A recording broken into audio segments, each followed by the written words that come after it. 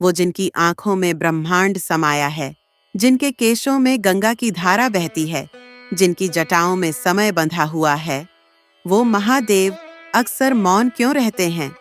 क्या आपने कभी सोचा है, जिस देवता की शक्ति का डंका तीनों लोकों में बजता है, वो देवता चुप क्यों रहते हैं? वो क्रोध भी करते हैं, तांडव भी करते हैं, पर फिर भी अधिकतर समय मौन रहते हैं। क्या मौन ही उनकी शक्ति है या मौन ही उनका संदेश? आज हम जानेंगे महादेव मौन क्यों रहते हैं। लेकिन ये सिर्फ एक धार्मिक कहानी नहीं है, ये एक आध्यात्मिक यात्रा है जहां मौन खुद शिव बन जाता है। शिव मौन है क्योंकि शब्द सीमित हैं और शिव असीम हैं।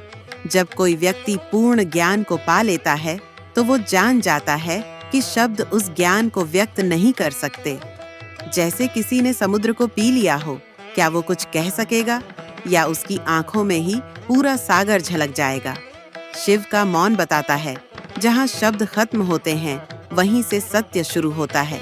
वो मौन है क्योंकि उनकी चेतना इतनी विशाल है कि उसमें शब्द खो जाते हैं।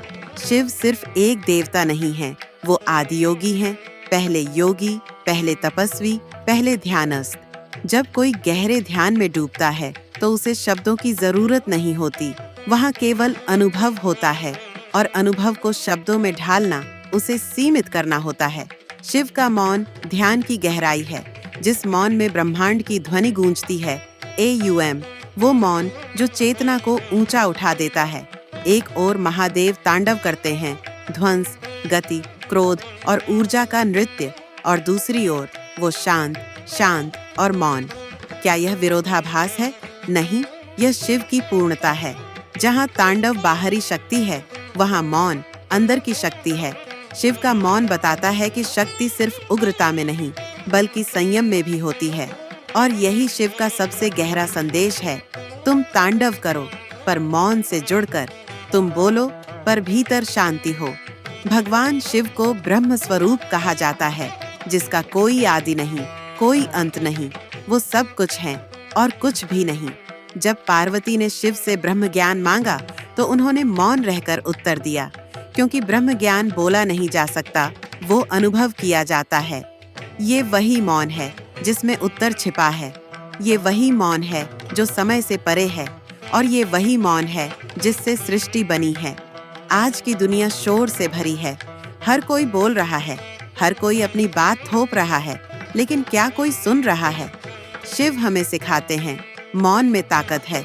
जब तुम मौन होते हो तो तुम खुद को सुनते हो, और जब तुम खुद को सुनते हो तभी तुम सत्य को समझते हो।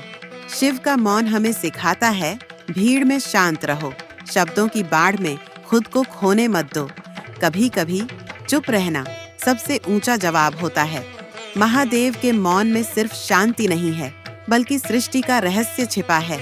वो हमें सिखाते हैं, अगर तुम अपने भीतर के शोर को शांत कर सको तो तुम भी शिव बन सकते हो।